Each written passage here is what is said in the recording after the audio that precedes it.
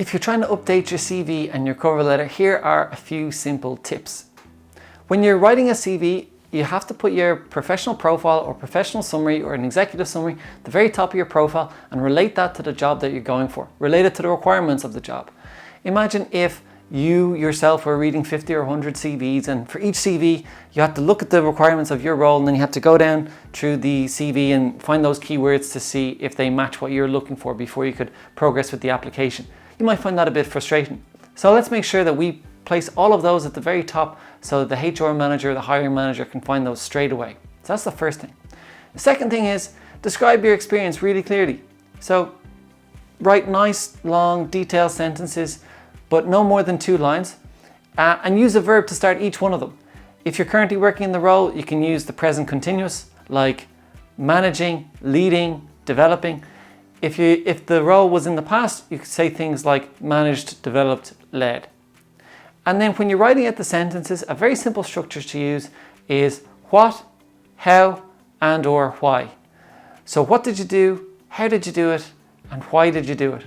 Or sometimes you can leave out the how and just say what you did and why you did it. For example, led a team of 10 staff to ensure that they met their KPIs every month. What did you do, how did you do it, and why did you do it? Now, after that, you can place in your education and you can place in your other skills and some references at the bottom. That's a very simple structure. But one of the most important things to do is when you're writing about your experience, that you write clear sentences that anyone can read, that anyone can understand. You elaborate on the acronyms so that people understand what they mean, because acronyms or phrases or certain terminology you use in your role or in your business aren't necessarily familiar to other people outside that business. So make it really clear and simple to read.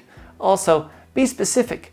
If you find yourself saying things or tasks or stakeholders or projects, what do those specific things mean? So elaborate on them. For example, if you said projects, you could say project improvement initiatives, or you could say events, or you could say onboarding. So go into a little bit more detail about what they actually mean.